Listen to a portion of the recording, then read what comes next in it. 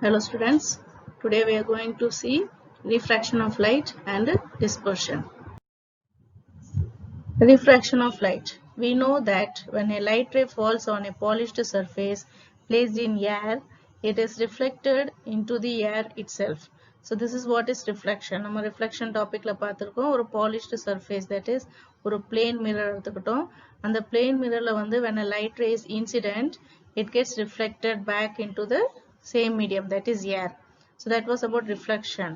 Now instead of polished surface ஒரு polished surface that is plane mirrorக்கு பதிலா ஒரு transparent material எடுத்திருக்கோம்.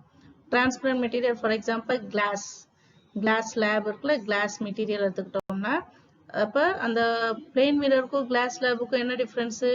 Plane mirrorல பாத்தீங்கன்னா light வந்து அதுல incident ஆயிடுச்சுன்னா திரும்பிடும்.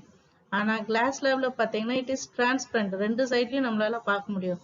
So அந்த light rays வந்து it will not get reflected but not reflected completely, but it will be observed and some of this light will be refracted also. It goes to the other side also. So on the next line la கொடுத்திருப்பாங்க when it falls on a transparent material it is not reflected completely, fullaவே reflect ஆகாது, but a part of it is reflected and a part of it is observed and most of the light passes through it. So அதான் சொல்லியிருக்காங்க transparent material எடுத்துட்டோம்னா fullaவே அது reflection நடக்காதாங்க. Some part of the light is reflected, some part of the light gets observed and most of the light passes through it. Passes through it னா என்னது ஒரு endல இருந்து other endக்கு அது pass ஆயிடும். Though through air, light travels with a speed of 3 into 10 to the power of 8 meter per second. Later, air medium வந்து light travels with a speed of 3 into 10 to the power of 8 meter per second. That is the speed of light in air. But it cannot travel with the same speed in water or glass. எப்படி ஏர்ல வந்து இந்த ஸ்பீட்ல போதோ that is 3 into 10 to the power of 8 meter per second இந்த ஸ்பீட்ல வந்து போதோ எங்க ஏர்ல the same speed it cannot travel in water or glass. That means waterலயும் glassலயுமே இதே ஸ்பீட்ல போக முடியாது. Why? Because optically denser medium such as water and glass offer some resistance to the light rays. இப்ப நம்ம air வந்து rarer medium, வாட்டரும் glass வந்து denser medium. இப்ப rarer medium னா என்ன, denser medium னா என்ன? Denser medium means அதுக்கு density is more. Denser medium க்கு வந்து density will be more, rarer medium க்கு வந்து density will be less. அதான் difference. இப்ப நம்ம எடுத்திருக்க வாட்டரும் glass வந்து they are denser medium. Denser medium means density ஜாஸ்தி, density கூட. அப்ப இந்த மாதிரி ஒரு medium குள்ள when light passes it offers resistance to the light rays. That means the denser medium and the light rays வந்து உள்ள வர விடாம அது resist means oppose பண்ணுது. Okay, so light rays traveling from a rarer medium like air into a denser medium like glass or water are deviated from their straight line path. So இப்ப light ray வந்து air that is rarer medium னா என்னது air, rarer medium வந்து denser medium க்கு போகுது. That is airல இருந்து வாட்டருக்குள்ளேயோ இல்ல கிளாஸ்க்குள்ளேயோ போகும்போது when it is traveling it is deviated from their straight line path. What do you mean by deviated? Deviated means deviation. அதோட path வந்து change பண்ணுது. அந்த லைட்டோட path வந்து அதோட direction வந்து change பண்ணுது. So that is deviated. Okay, it is deviated from their straight line path. Straight போகாம அதோட path வந்து change ஆகுது. This bending of light about the normal at the point of incidence as it passes from one transparent medium to another is called refraction of light. So நம்ம சொன்னோம்ல ஒரு மீடியம்ல இருந்து இன்னொரு medium போகுது, that is rarer mediumல இருந்து denser medium போகும்போது the light path வந்து the path of the light it gets deviated. So it gets change ஆயிடுச்சு. So அதத்தான் இங்க என்ன சொல்றேன், bending of light. So the light rays when it bends, எங்க bend ஆகுது at the normal, about the normal at the point of incidence. எப்ப அது வந்து bend ஆகும், when it passes from one transparent medium to another. ஒரு மீடியம்ல இருந்து another medium போகும்போது the path of the light gets changed, it gets deviated. The light gets bent, the path of the light gets bent. And this bending of light is called as refraction of light. Okay, that is about refraction of light. என்ன சொல்லலாம் ஷார்ட்டா, bending of light. When a light ray travels from a rarer medium into denser medium, it bends towards the normal, right? The incident ray reflected ray, normal, இதெல்லாம் நம்ம reflection topicல பார்த்தோமா? Normal என்னது? It's a perpendicular line to the surface. ஓகேவா? That is normal. அதே மாதிரி இங்க என்ன சொல்றாங்கன்னா, when a light ray travels from a rarer medium to denser medium, that is rarer medium, for example air, denser medium means for example glass. அப்படி அது rarer medium வந்து denser medium போகும்போது the refracted ray it will bend towards the normal நோக்கி bend ஆகும். But when it travels from denser medium to rarer medium, that is denser medium na glass medium ல இருந்து இப்ப air medium travel பண்ண போகும்போது the refracted ray it bends away from the normalக்கு தள்ளி, it will be going away from the normal. Okay, normalக்கு பக்கத்துல இல்லாம normalக்கு கொஞ்சம் தூரத்துல போய் அது போய் bend ஆகும். So these 2 points are very important. Now let us see activity 6. Take a glass beaker, fill it with water and place a pencil in it. So நம்ம ஒரு glass beaker எடுத்துக்க போறோம். அது வந்து you have to fill it with water ஊத்தணும், and then you have to place a pencil உள்ள dip பண்ணிடணும். So பக்கத்துல diagram கொடுத்துருக்காங்க பாருங்க. பென்சில் பார்க்க எப்படி தெரியுது? பென்சில் ஸ்ட்ரெயிட்டா தெரியுதா பாருங்க. So அதான் next கொடுத்துருக்காங்க பாருங்க. Now look at the pencil through the beaker. Pencil வந்து பார்க்க சொல்றாங்க beakerக்கு வெளியில இருந்து. Okay, we have to look at the pencil through the beaker. Does it appear straight? இது பார்க்க ஸ்ட்ரெயிட்டா இருக்கா? No. It will appear to be bent at the surface of the water. அது பார்க்க வந்து ஸ்ட்ரெயிட்டா இல்லை, பட் அது வந்து பெண்ட் ஆன மாதிரி தெரியும். ஓகேவா? எங்கனுக்குள்ள பெண்ட் ஆகுது? At the surface of the water. வாட்டரோட சர்ஃபேஸ்ல வந்து it appears to be bent. Now why this happens? In this activity, the light rays actually travel from the water into the air. இப்போ water வந்து denser medium நம்ம முன்னாடியே பார்த்தோம். Water is a denser medium and air is a rarer medium. இப்போ light rays they are traveling from water, that is denser medium, into air, a rarer medium. Now as you saw earlier, when a light ray travels from a denser medium to a rarer medium, light ray வந்து denser mediumல இருந்து rarer medium போகும்போது it is deviated from its straight line path. அந்த light ray ஓட path வந்து it gets deviated. So the pencil appears to be bent when you see it through the glass of water. So இதனால அந்த pencil வந்து அது it appears to be bent. pencil வந்து நம்மளுக்கு பெண்டா இருக்க மாதிரி தோணும் when you see through the glass of water. glass of water வந்து நம்ம பார்த்தோம். Okay, the pencil it appears to be bent. Okay, why it is appears to be bent? Because it is refraction, that is the light rays it gets deviated from its straight line path. இதே மாதிரி நம்ம வந்து வேற examples சொல்லலாம். Take a glass of water, இதை கண்ணாடி கிளாஸ்ல எடுத்துக்கணும். Then put a lemon, ஒரு சின்ன லெமனை வந்து அதுக்குள்ள போட்டுறணும், தண்ணிக்குள்ள போட்டுறணும். இப்போ வெளியில இருந்து பாருங்க, அந்த லெமன் வந்து அதோட ஒரிஜினல் சைஸோட அது பார்க்க இப்போ பெருசா தெரியும், ரைட்டா? அதே மாதிரி when you go to the swimming pool ஓட பேஸ், ஓகே, ஸ்விம்மிங் பூலோட பேஸ் வந்து நம்ம வெளியில இருந்து பார்க்க போகும்போது it appears to be raised, மேல ஏத்துன மாதிரி இருக்கும். ஈவன் நம்ம வீட்ல வந்து பக்கெட் ஃபுல் ஆஃப் வாட்டர், பக்கெட்ல வந்து ஃபுல் வாட்டர் வச்சுக்கிறோம், அது வந்து ஸ்டில்லா இருக்கணும். ஸ்டில்னா எந்த ஒரு அசைவு இல்லாம இருக்கணும். மேல இருந்து பார்த்தோம்னா பக்கெட்டோட பாட்டம் வந்து அதோட actual பொசிஷனோட it appears to be raised, கொஞ்சம் மேல ஏறின மாதிரி தெரியும், the bottom of the bucket. So this is all happening because of refraction. Okay, next we come to refractive index. What is refractive index? So let us see. Refraction of light in a medium depends on the speed of light in that medium. So refraction of light இப்போ நம்ம பார்க்குறோம்ல, it is depending on speed of light. நம்ம சொன்னோம் ஏர்ல வந்து speed of light எவ்வளவு? 3 into 10 to the power of 8 meter per second. But அதே speed வந்து அதே வேல்யூ வந்து நம்மளுக்கு வேற மீடியம், that is வாட்டரோ கிளாஸ்லயோ நம்மளுக்கு இருக்காது. So it depends, the refraction it depends on the speed of light. When the speed of light in a medium is more, ஒரு மீடியம்ல வந்து speed of light வந்து more, if it is கூட இருந்துச்சுன்னா the bending will be less, right? The bending of light rays will be less. But when the speed of light is less, speed of light வந்து கம்மியா இருந்துச்சு, will be more. The amount of refraction of light in a medium is denoted by a term known as refractive index of the medium. So what is refractive index? Refractive index is a number, ஒரு constant. ஓகேவா? அந்த constant அந்த number வச்சு நம்ம என்ன கண்டுபிடிக்கலாம்? ஒரு மீடியம்ல வந்து லைட் எந்த அளவுக்கு ரிஃப்ராக்ட் பண்ணிருக்கு அதான் இருக்கு மீனிங். ஓகேவா? So the amount of refraction of light in a medium is denoted by a term known as refractive index of the medium. Now what is the definition for refractive index? So next line la irukku, the ratio of the speed of light in air to the speed of light in that particular medium. So what is the definition for refractive index? கேட்டானா என்ன சொல்வீங்க? Refractive index is defined as the ratio of the speed of light in air to the speed of light in that particular medium. So you have to take the ratio. That means you have to divide.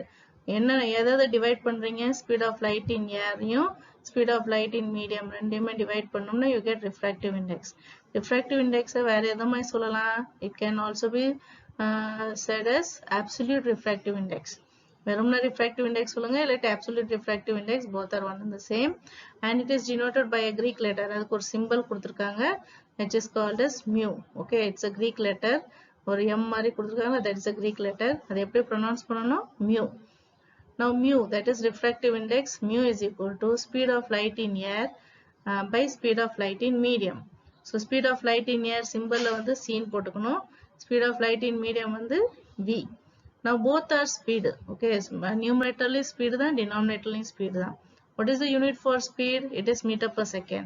So numeratorly meter per second வரும், denominatorly meter per second. So ரெண்டுமே cancel ஆயிரும்.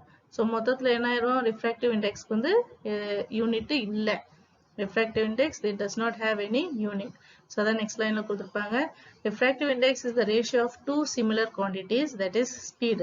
ரைட்டா? refractive index வந்து ஒரு ratio divide பண்ண போறோம். எதை divide பண்ண போறோம்? Two similar quantities. அது என்னது? ஸ்பீடு. ஸோ ரெண்டுமே ஸ்பீட்னால கடைசியில் refractive index it has no unit, and so it has no unit. So refractive indexக்கு யூனிட் இருக்கான்னு கேட்டாங்கன்னா என்ன சொல்வீங்க? It has no unit. Since the speed of light in any medium is less than the speed in air, refractive index of any transparent medium is always greater than 1. So இதுக்கு meaning என்னன்னா, இப்ப பாருங்க formula பாருங்களேன், mu is equal to speed of light in air by speed of light in medium. இப்ப speed of light in air தான் உங்களுக்கு வந்து greater value. Speed of light in medium வந்து lesser value. இப்ப greater value divided by lesser value divide பண்ணாலும் உங்களுக்கு answer எப்படி வரும்? கண்டிப்பா it will be greater than 1. So அதான் next அந்த லைன்ல கொடுத்திருக்காங்க, the refractive index of any transparent medium is always greater than 1.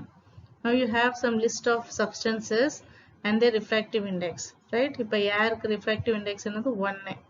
வாட்டருக்கு refractive index 1.33, then ether 1.36, kerosene 1.41, ordinary glassக்கு வந்து 1.5, quartzக்கு வந்து refractive index 1.56, and diamondக்கு refractive index வந்து 2.41. In general, the refractive index of one medium with respect to another medium is given by the ratio of their absolute refractive indices. இப்போ இந்த இதுல வந்து நம்ம இன்னொரு formula பார்க்க போறோம். ஏற்கனவே ஒரு ஃபார்முலா பார்த்தோமா, refractive index வந்து it is speed of light in air divided by speed of light in medium. அங்க வந்து ஒரு காமன் மீடியம் வந்து ஏர், ஏர்ல இருந்து another மீடியம் போறதுக்கு அந்த ஃபார்முலா. இப்போ நம்ம பார்க்குற ஃபார்முலா வந்து it is between two medium. அப்ப ஒரு மீடியம் வந்து ஃபார் எக்ஸாம்பிள் ஒரு மீடியம் வந்து கிளாஸ், இன்னொரு மீடியம் வாட்டர், இந்த மாதிரி. இல்ல ஒரு மீடியம் வந்து கிளாஸ், இன்னொரு மீடியம் கெரோசின். ஸோ இந்த மாதிரி ஏர் இல்லை, அதுல வந்து ஏரே இல்லை.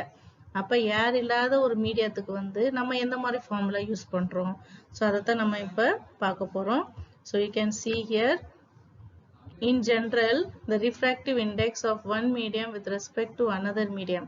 ஸோ ஒரு மீடியம் வந்து நான் சொன்னேன் ஃபார் எக்ஸாம்பிள் கிளாஸ், இன்னொரு மீடியம் ஃபார் எக்ஸாம்பிள் வாட்டர். இந்த மாதிரி வேற மீடியம் எடுத்துக்கிட்டோம்னா அப்ப அதுக்கு எப்படி ஃபார்முலா நம்ம கண்டுபிடிக்கணும்? ரிஃப்ராக்டிவ் இண்டெக்ஸ்க்கு என்ன ஃபார்முலா, எப்படி ஃபார்முலா கண்டுபிடிக்கணும்னா it is the ratio of their absolute refractive indices. So you have to take the ratio. யாரோட ரேஷியோ எடுக்கணும்? absolute refractive indices. So அதான் next lineல கொடுத்திருப்பாங்க, mu 2 1.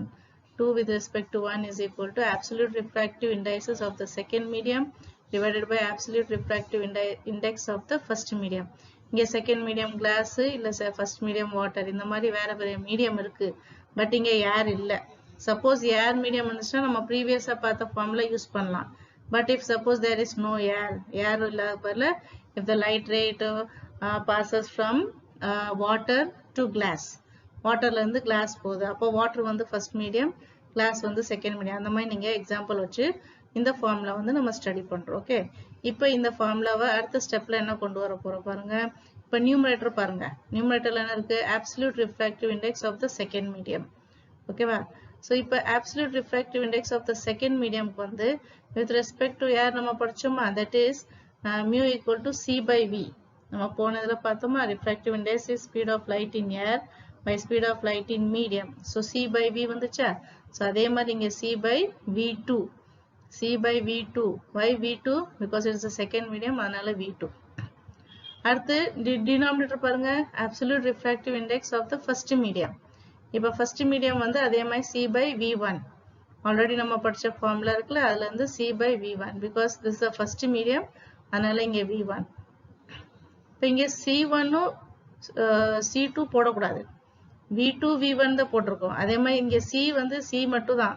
Because c is the speed of light in air. அதோட value வந்து 3 into 10 to the power of 8. Constant, அது மாறாது. அதனால இங்க c1 c2 போடக்கூடாது, வெறும்னா c தான் போடணும். ஓகே, சரி. இப்போ இதுல வந்து c கேன்சல் ஆயிடும். இந்த டினாமினேட்டருக்கு v1 வந்து மேல போயிடும் நியூமரேட்டருக்கு. Therefore you get the final formula mu, that is refractive index of one medium with respect to another medium, is equal to v1 by v2. That is speed of light in first medium divided by speed of light in second medium. So இந்த formula தான் உங்களுக்கு ஒரு important formula. ரைட்டா? இந்த formula வச்சு நம்ம என்ன செய்யலாம், எந்த மீடியம்லயும் அதோட velocity எவ்வளவு இருக்கு அதை வச்சு நம்ம refractive index கண்டுபிடிக்கலாம். So இந்த formula பேஸ் பண்ணி நம்மளுக்கு கீழே ஒரு definition இருக்கும், பார்ப்போம். Thus the refractive index of one medium with respect to another medium is also given by the ratio of the speed of light in first medium to speed of light in second medium. So இங்க பாருங்க, நியூமரேட்டர்ல என்னது, speed of light in first medium v1 இருக்குல்ல, அதனால first medium, v2 னா second medium. So அங்க கொடுத்திருப்பாங்க, the refractive index of one medium with respect to second medium is given by the ratio. Ratio means you have to divide. யார் யாரை divide பண்ண போறீங்க? Speed of light in first medium to the speed of light in second medium. Snell's law of refraction. Refraction of light rays as they travel from one medium to another medium obeys two laws which are known as Snell's law of refraction. So எப்படி நம்ம reflectionல laws of reflection படிச்சோமோ அதே மாதிரி refraction of lightமே சில laws வந்து obey பண்ணுது. அந்த lawவை தான் நம்ம என்ன சொல்றோம், Snell's law of refraction. So let us see what are the two laws. The first point, the incident ray, the refracted ray and the normal at the point of intersection all lie in the same plane. So the first point got meaning parunga. So see the diagram. So this is the incident ray, right? So incident ray is falling on the surface, then after it moves on to the another medium, it gets refracted. Okay, refract ஆகுது. This central or line இருக்குல்ல, that is what is the normal or the perpendicular line. சரி, இது இந்த line என்னது, this line is what is the interface. இந்த line இருக்குல்ல, இதுதான் interface ன்னு சொல்றோம். What is interface? எங்க வந்து first mediumமும் second mediumமும் meet பண்ணுதோ that line is called as interface. இங்க first medium வந்து air, second medium வந்து liquid. So air liquid வந்து எந்த surfaceல எந்த pointல meet பண்ணுதோ, so this line is what is called as interface of the two media. சரியா? இப்ப first mediumல தான் உங்களுக்கு incident ray வருது, second medium போகும்போது அது refract ஆயிடுது. So that is the first point. என்ன சொல்லிருக்காங்க, incident ray, refracted ray and the normal at the point of intersection. இதுதான் point of intersection, ரைட்டா? Incident ray, refracted ray, normal எங்கனுக்குள்ள intersect ஆகுதோ this is the point of intersection. They all lie in the same plane. இது எல்லாமே ஒரு planeல இருக்கு. That is the first point. Second point என்ன சொல்லிருக்காங்க, you have to take the ratio. யாரோட ratio?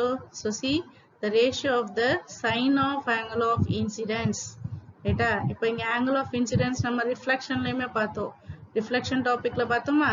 So அதே மாதிரி இங்க refractionல பாருங்க, இது incident ray, இது normal. இந்த நார்மலுக்கும் இன்சிடென்ட் ரேக்கு நடுவுல ஒரு ஆங்கிள் ஃபார்ம் ஆகுது, இதான் உங்களுக்கு ஆங்கிள் ஆஃப் இன்சிடென்ஸ். அதே மாதிரி இது நார்மல், இது ரீஃப்ராக்டட் ரே. ஸோ இங்கனக்குள்ள ஒரு ஆங்கிள் ஃபார்ம் ஆகுது, that is what is call angle of refraction. பாருங்க இங்க கொடுத்துருக்காங்களா, angle of refraction denoted by small letter r. சரியா? ஸோ இப்போ நம்ம யாருக்கு ரேஷியோ எடுக்க போறோம்? We are going to take the ratio of the sine of angle of incidence to the sine of angle of refraction. This is equal to யாருக்கு equal to? It is equal to the refractive index of the medium, which is a constant. அப்படின்னா நம்ம என்ன பண்ண போறோம்? angle of incidence க்கு ஒரு sin value எடுக்க போறோம். இப்போ இந்த sin னா என்னது? sin it is a trigonometric function. ஓகேவா? மேக்ஸ்ல படிப்பீங்க. sin, cos, tan இந்த மாதிரி நிறைய functions இருக்கு. trigonometric function சொல்லுவோம். So அதுல வந்து sin. So you have to take here இங்க பாருங்க formula sin of angle of incidence 2, that is the ratio means you have to divide sin of angle of refraction is equal to the refractive index mu. ஓகேவா? இது நம்ம இதுக்கு முன்னாடியே பார்த்துட்டோம். refractive index mu, it is a constant. இது ஒரு number. So it is a constant. So second point புரியுதா? திரும்ப second point பாருங்க. The ratio of the sin of angle of incidence to the sin of angle of refraction is equal to the refractive index of the medium, which is a constant. அப்படின்னா நம்ம என்ன போறோம்? sin I எடுத்துக்க போறோம், sin R எடுத்துக்க போறோம். இந்த ரெண்டு வேல்யூக்கு நம்ம ரேஷியோ எடுக்க போறோம். Ratio means you have to divide it. அப்படி divide பண்ணா you get a constant. That constant is said to be the refractive index, and that refractive index, it is a constant. You get a number. Our next topic is dispersion. So இதுவரைக்கும் இந்த லெசன்ல வந்து நம்ம first part வந்து mirrors and types of mirrors முடிச்சிட்டோம். The second part is about a reflection. Third part refraction. Now the last part is dispersion. So dispersion என்னன்னு பார்ப்போம். So here you can see the diagram. Diagramல base பண்ணி you have that activity 7. Okay, so activity 7 என்ன கொடுத்திருக்காங்க பார்ப்போம். Place a prism on a table. So prism வந்து இப்ப பாத்தீங்கன்னா it is a transparent material தான் பாருங்க. So this is the prism. இதுதான் prism. Prismல பாத்தீங்கன்னா you have this triangular shape base. ஓகேவா? இந்த மாதிரி ஒரு triangle இங்கிட்டு இருக்கும், pin sideல ஒன்னு இருக்கும். So there are two triangle shaped faces. Then here you have rectangle. So இங்கிட்டு ஒரு rectangle இருக்கும், இந்த சைடுல ஒரு rectangle இருக்கும், கீழ ஒரு rectangle இருக்கும். So மொத்தம் 3 rectangle. அப்ப prismல எத்தனை faces இருக்கு? prismல மொத்தம் 5 faces. 5 facesல 2 வந்து triangular face and 3 will be rectangular face. Okay, so இது 1, then this one 2, இந்த பக்கம் ஒன்னு இருக்கு 3. So there are 3 rectangular faces. So prismல வந்து மொத்தம் எத்தனை faces இருக்குன்னு சொன்னேன்? 5 faces. So it's a glass material. Prism is a glass material. Okay, it is a transparent medium. Okay, so இப்போ நம்ம என்ன செய்ய போறோம்? You have to place a prism on the table. So இந்த டேபிள்ல வந்து நம்ம prism place பண்ணிருக்கோம். And keep a white screen near it. So இங்கனக்குள்ள வந்து நம்ம ஒரு white screen வச்சுக்க போறோம். ரைட்டா? இந்த ஸ்கிரீன்ல தான் உங்களுக்கு இமேஜ் தெரிய போகுது. Now with the help of a torch, allow white light to pass through the prism. So இந்த பக்கம் நம்ம ஒரு torch வச்சுக்க போறோம். அந்த torchல இருந்து நமக்கு white light, it is falling onto the prism. prism ஓட ஒரு faceல வந்து the white light is falling. So white light இது மேல படுது. பட்டோனே என்ன ஆகும்? What do you see? You can observe that white light splits into 7 colored light rays, namely violet, indigo, blue, green, yellow, orange and red. அதத்தான் நம்ம ஷார்ட்டா VIBGYOR சொல்லுவோம். So இந்த பக்கம் பாருங்க, white light it is falling on the prism. prismல இருந்து அடுத்து இந்த சைடுல பாத்தீங்கன்னா you have different 7 colors கிடைக்குது. Okay, 7 colors. This is VIBGYOR. Rainbow colors கிடைக்கும். Now place another prism. So இந்த prism வந்து it is in the upright position. நேரா இருக்கு. இந்த அடுத்து இன்னொரு prism எடுத்துக்க போறோம். இன்னொரு செகண்ட் prism எடுத்து இது வந்து inverted positionல வைக்கிறோம். ரைட்டா? So இது பாருங்க தலைகீழா இருக்குல. So you have to place another prism in its inverted position between the first prism and the screen. So இது first prism, இங்கனக்குள்ள ஒரு screen இருந்துச்சு. இந்த screenக்கும் இந்த prismக்கு நடுவுல நம்ம வந்து இன்னொரு prism வைக்க போறோம், which is inverted position. இந்த மாதிரி inverted positionல வைக்கிறோம். Now what do you observe on the screen? Screenல உங்களுக்கு என்ன தெரியுது? You can observe that the white light is coming out of the second prism. Second prismல இருந்து பாத்தீங்கன்னா இங்க ஒன்னு white light வெளியில வருது. So மொத்தமா என்ன பண்றாங்க பாருங்க. So இது first prism. First prismல வந்து நம்ம white light வந்து incident பண்றோம். இந்த prism வந்து என்ன செய்யுது? இந்த white light வந்து 7 different colors பிரிச்சு கொடுக்குது. திரும்ப இன்னொரு prism நம்ம inverted positionல வச்சிருக்கோம். இந்த prism என்ன செய்யுது? இந்த 7 different colors உள்ள வாங்கிட்டு வெளியில வந்து என்ன செய்யுது? திரும்ப அதே white light திரும்ப நமக்கு கொடுக்குது. எப்படி நம்ம white light உள்ள அனுப்பணுமோ அதே மாதிரி white light வந்து நமக்கு திரும்ப வெளியே கொடுக்குது. So இத நம்ம அடுத்து பார்க்க போறோம். In the above activity, you can see that the first prism splits the white light into 7 colored light rays, and the second prism recombines them into white light again. So இத இப்ப நான் சொன்னேன், first prism வந்து white light வந்து 7 colors பிரிச்சு கொடுக்குது, separate பண்ணி கொடுக்குது. ஆனா second prism என்ன செய்யுது, அந்த all the 7 colors வந்து combine பண்ணி நம்மளுக்கு white light திரும்ப நம்மளுக்கு கொடுக்குது. Thus, it is clear that white light consists of 7 colors. So, இதுல வந்து நம்மளுக்கு என்ன தெரியுதுன்னா white light குள்ள எத்தனை colors இருக்கு? 7 colors இருக்கு. You can also recall the Newton's disk experiment which you studied in 7th standard. So, இதே dispersion topic வந்து நம்ம 7th standardல படிச்சிருக்கோம். In the form of Newton's disk experiment. And the Newton disk experiment என்ன நினைவு இருக்கா? So, you have to take a circular cardboard. அந்த கார்ட்போர்ட்ல வந்து நம்ம 7 ஒவ்வொரு பார்ட்ல அந்த 7 கலர்ஸ் டிஃபரெண்ட் விப்ஜிஆர் கலர்ஸ் இருக்குல்ல, அதை நம்ம பெயிண்ட் பண்ணணும். சென்டர்ல வந்து ஒரு ஹோல் போட்டுட்டு அதுல வந்து நம்ம த்ரெட் இன்சர்ட் பண்ணி and then you have to rotate that circular disc with the help of the thread. ரெண்டு சைடுல த்ரெட் இருக்குமா, அந்த த்ரெட்டை வந்து கையில பிடிச்சிட்டு நம்ம அந்த டிஸ்கை வந்து வேகமா ரொட்டேட் பண்ணுவோம். ரொம்ப ஸ்பீடா ரொட்டேட் பண்ணோம்னா அந்த 7 கலர்ஸ் வந்து கொஞ்சம் கொஞ்சமா டிஸப்பியர் ஆயிட்டு you get the white color. திரும்ப அந்த white color வந்து that is that white light. ஓகேவா, 7 colors is combined into white light. இப்போ நம்ம சுத்துறது வந்து கொஞ்சம் ஸ்பீட் குறைச்சிட்டோம், ஸ்பீட் குறைச்சிட்டே வந்துட்டோம்னா அந்த white light வந்து இப்போ திரும்ப அந்த white cardboard வந்து எப்படி ஆயிடும், it will turn into that 7 colors. திரும்ப நம்மளுக்கு அந்த 7 colors திரும்ப கிடைக்கும். So that you have studied in 7th standard. சரி, இப்போ நம்ம dispersion of light ஓட definition பார்க்கிறோம். Splitting of white light into 7 constituent colors on passing through a transparent medium is called as dispersion of light. So what is the meaning for dispersion? Dispersion means splitting, split பண்றோம். Splitting of white light into 7 constituent colors on passing through a transparent medium. ஒரு white light வந்து transparent medium வழியா நம்ம அனுப்பிட்டோம்னா அந்த white light it gets splits into 7 different colors, and this process is called as dispersion of light. சரி, அடுத்து why does dispersion occur? ஏன் இந்த dispersion நடக்குது? What is the reason? So அதை நம்ம பார்க்கிறோம். It is because light of different colors present in white light have different wavelength and they travel at different speeds in a medium. நம்ம வந்து white light குள்ள வந்து 7 different colors இருக்குன்னு சொன்னோம். இந்த 7 different colorsக்குமே different wavelength இருக்கும். இப்போ red color இருக்கு, violet color இருக்கு, yellow color இருக்கு. இந்த ஒவ்வொரு கலருக்குமே they have different wavelength, ரைட்டா? இப்போ different wavelength இருந்துச்சுன்னா again they will travel at different speed. ஒவ்வொரு கலருக்கு வந்து ஒவ்வொரு ஸ்பீட்ல இருக்கும். Okay, they will travel with a different speed in the medium. You know that refraction of light ray in a medium depends on its speed. So இதை நம்ம previously பார்த்துட்டோம், முன்னாடியே பார்த்துட்டோம். That refraction of light வந்து depends on its speed. As each colored light has a different speed, the constituent colored light are refracted at different extents inside the prism. So ஒவ்வொரு colored light, ஒவ்வொரு லைட்டுக்கு வந்து colored lightக்கு வந்து அவங்களுக்கு வந்து வேற வேற ஸ்பீட் இருக்கும்.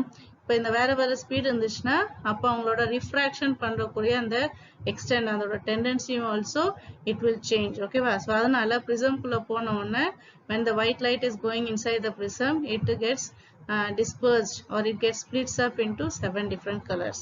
Moreover, refraction of light ray is inversely proportional to its wavelength.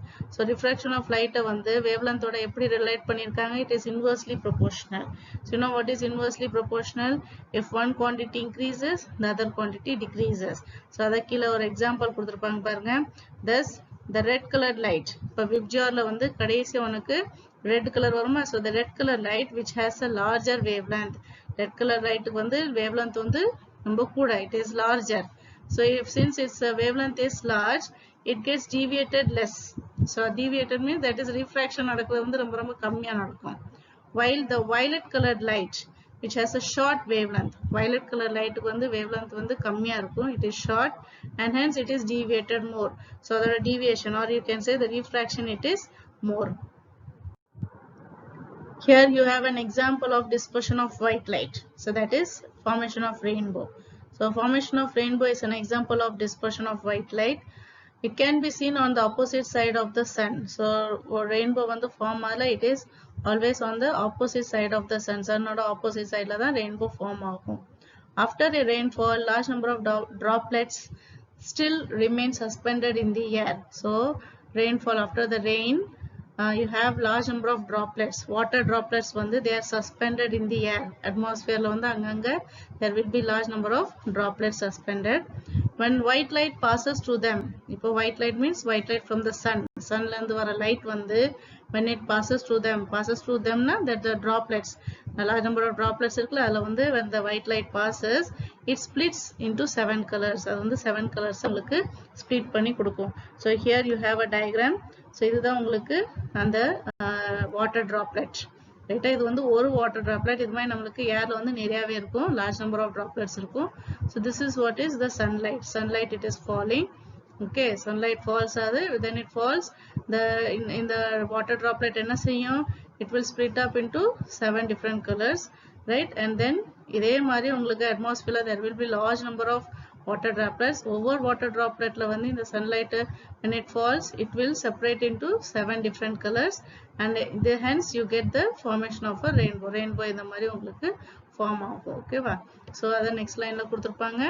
என்ன கொடுத்துருக்காங்க? when white light passes through them, it splits into 7 colors.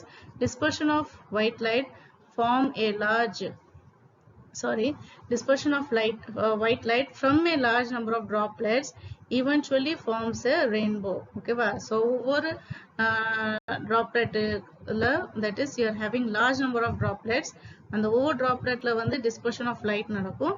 கடைசியா you get a formation of rainbow. Thank you.